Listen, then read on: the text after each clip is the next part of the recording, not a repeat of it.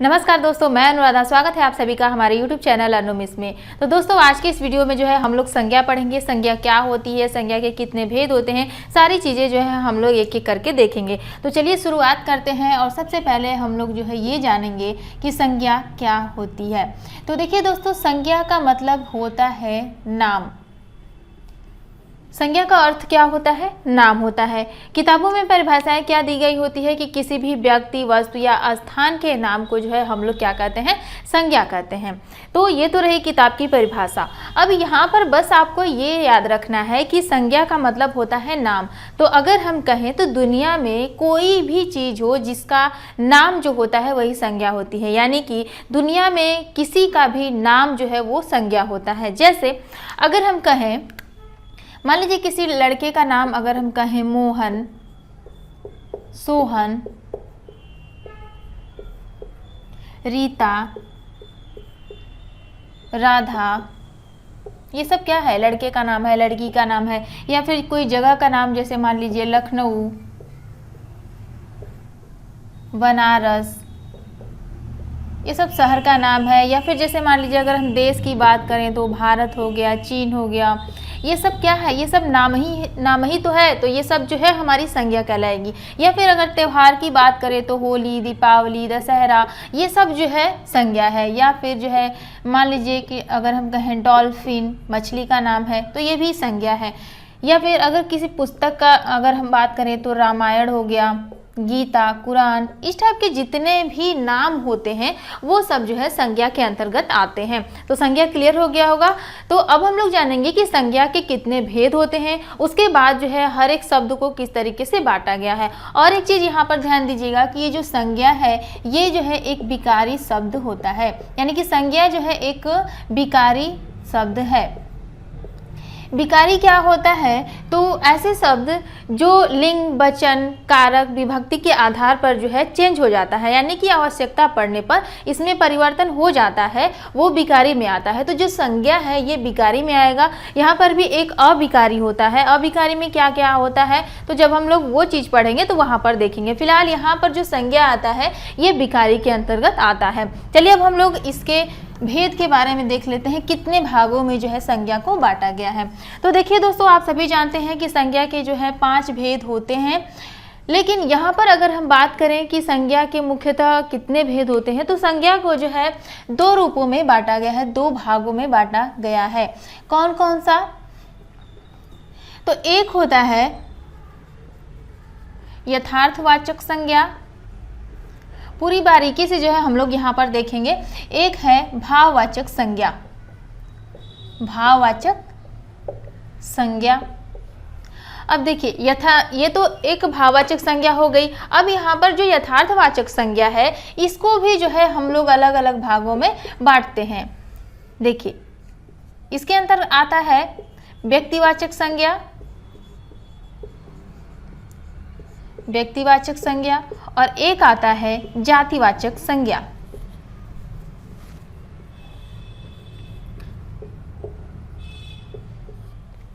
अब जातिवाचक संज्ञा को भी बांटा गया है। इसके अंतर्गत 2 संज्ञाएं आती है। कौन कौन सा? समूहवाचक संज्ञा,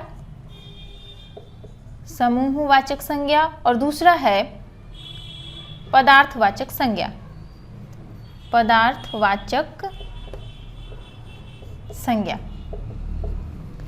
देखिए इस तरीके से हमारे कितने हो गए? 5 हो गए। देखिए एक भाववाचक संज्ञा हो गया, दूसरा व्यक्तिवाचक संज्ञा, एक हो गया जातिवाचक संज्ञा, और ये हो गया 4, और ये हो गया 5। इस तरीके से हमें टोटल जो है कितनी संज्ञाएं पढ़नी होती है? टोटल 5 संज्ञाएं पढ़ना होता है। व्यक्तिवाचक संज्ञा, जातिवाचक संज्ञा, समूहवाचक संज्ञा, पदार्थवाचक संज्ञा और भाववाचक संज्ञा। तो ये हो गया संज्ञा के कितने भेद होते हैं। एग्जाम में अगर पूछता है कि संज्ञा के कितने भेद होते हैं, तो संज्ञा के हमारे 5 भेद होते हैं। अब चलिए हम लोग एक एक करके देखते हैं। सबसे पहले हम लोग उठाते हैं व्यक्तिवाचक संज्ञा से।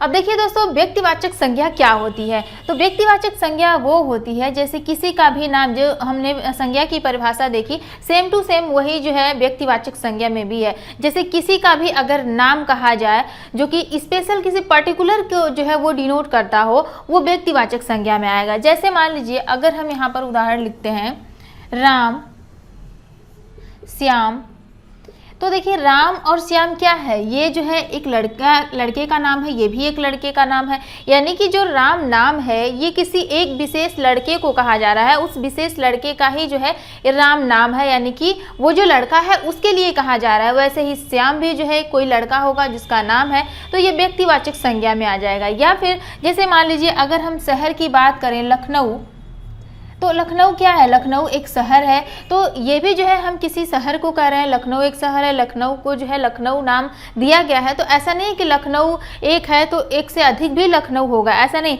ये जो है एक ही है और एक ही रहेगा। तो ये भी जो है नाम है, तो ये भी जो है व्यक्तिवाचक संज्ञा में आ जाएगा। ऐसे ही जैसे होली हो गया, तो होली एक त्यौहार का नाम है, तो ये भी जो है हमारा व्यक्तिवाचक संज्ञा आ जाएगा। तो कहने का मतलब ये है कि किसी भी व्यक्ति का नाम, वस्तु का नाम या फिर स्थान का नाम, ये सब जो है क्या हो जाएगा, व्यक्तिवाचक संज्ञा में आ जाएगा। ऐसे ही जैसे मान लीजिए अगर हम हिमालय की बात करें, तो हिमालय भी हमारा क्या आएगा, हिमालय भी जो है व्यक्तिवाचक संज्ञा में आ जाएगा। रामायण एक पुस्तक है, ये भी व्यक्तिवाचक संज्ञा में आ जाएगा। तो ये होता है व्यक्तिवाचक संज्ञा। अब हम लोग नेक्स्ट की बात करते हैं, जो कि अगला आता है जातिवाचक संज्ञा। जातिवाचक संज्ञा, जातिवाचक संज्ञा क्या होती है, तो जातिवाचक संज्ञा नाम से ही क्लियर है कि ये जो है एक जाति का बोध कराता है। जैसे यानी कि जो शब्द किसी जाति का बोध कराए वो जो है जातिवाचक संज्ञा हो जाता है। जैसे मान लीजिए अगर हम कहें लड़का, तो लड़का जब हम कह रहे हैं तो लड़का में कोई एक लड़का तो आएगा नहीं, जितने सारे लड़के हैं, चाहे वो राम हो, श्याम हो, मोहन हो, सोहन हो, कोई भी हो, सब जो है लड़के के अंडर में आ जाएंगे। यानी कि लड़का जो है एक समूह का बोध करा रहा है, यानी कि एक लड़के जाति का बोध करा रहा है। तो ये जो लड़का शब्द है अब ये जो है जातिवाचक संज्ञा हो जाएगी। ऐसे ही अगर हम बात करें पुस्तक की, तो पुस्तक अगर हम कह रहे हैं तो जो पुस्तक शब्द है ये पुस्तक जातिवाचक में आ जाएगा, क्योंकि पुस्तक के अंतर्गत जितनी भी पुस्तकें हैं वो सब जो है उसमें आ जाएगी, चाहे वो रामायण हो, गीता हो या फिर कोई अदर बुक हो, सारी की सारी जो है वो पुस्तक के अंतर्गत आ जाएगी। तो ये जो पुस्तक शब्द आएगा हमारा, ये पुस्तक भी किस में आएगा, जातिवाचक संज्ञा में। लेकिन अगर यहीं किसी स्पेशल पुस्तक का नाम लें, जैसे मान लीजिए अगर हम गीता की बात करें, गीता जो है ग्रंथ है और इसकी अगर हम नाम लेकर के पुस्तक की बात करें तो ये जो है अब व्यक्तिवाचक संज्ञा हो जाएगी, अब ये जातिवाचक में नहीं रहेगी। लेकिन अगर हम केवल पुस्तक कहते हैं तो पुस्तक जो है जातिवाचक संज्ञा हो जाएगी। ऐसे ही जैसे मान लीजिए अगर हम कहें कुत्ता,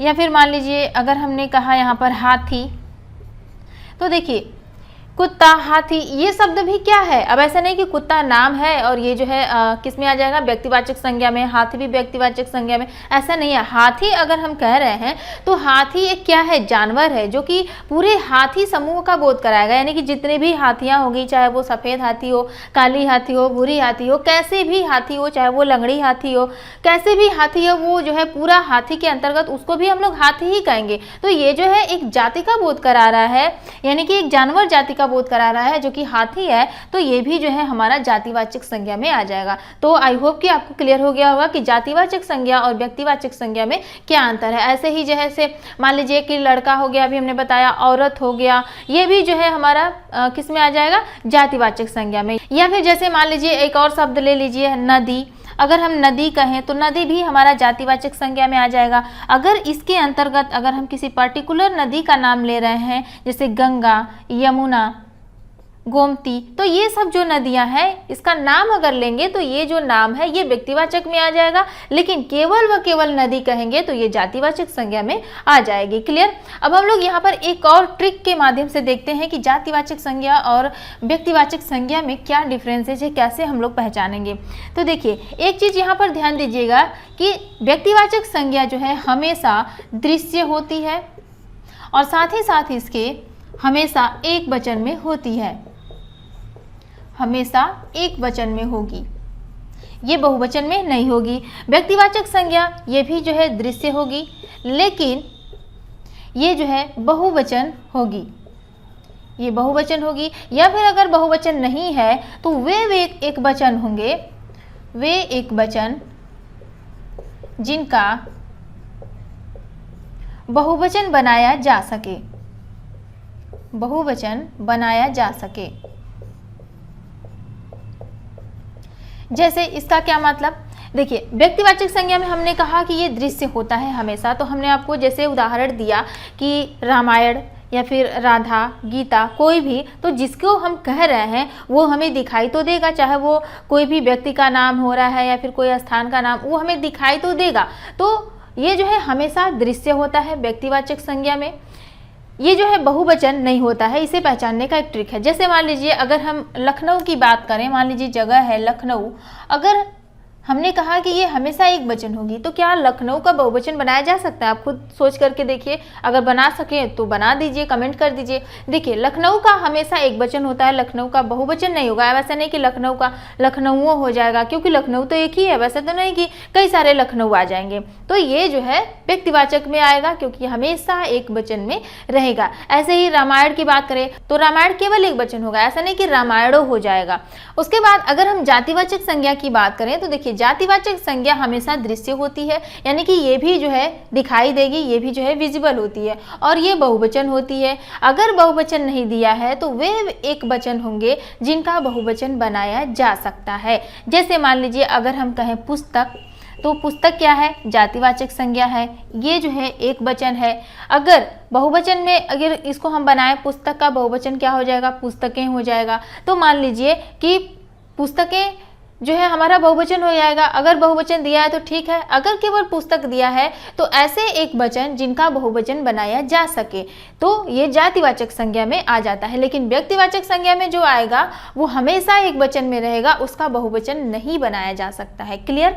तो इस तरीके से जो है व्यक्तिवाचक और जातिवाचक में जो है हम लोग अंतर पहचान लेंगे। जातिवाचक में बहुत सारे बच्चे कंफ्यूज होते हैं, कुछ उदाहरण और दे देते हैं। जैसे मान लीजिए कि मेज हो गया, या फिर जैसे मान लीजिए मोर, कुत्ता का उदाहरण हमने दिया ही, बिल्ली हो गया, ये सब क्या है? ये सब जो है हमारे जातिवाचक संज्ञा में आता है। तो फिलहाल फ्रेंड्स आज के लिए इस वीडियो में बस इतना ही। इसके आगे जो है हम लोग 3 और जो है संज्ञाएं बचती है, जो कि हम लोग नेक्स्ट वीडियो में देखेंगे। तो अगर आपको वीडियो पसंद आई हो तो वीडियो को लाइक कर दीजिए, और साथ ही साथ अपने फ्रेंड में वीडियो को शेयर भी कर दीजिए। और चैनल अगर आपको पसंद आया तो जल्दी से चैनल को भी सब्सक्राइब कर लीजिए। तो चलिए फ्रेंड्स, मिलते हैं नेक्स्ट वीडियो में। Thanks for watching.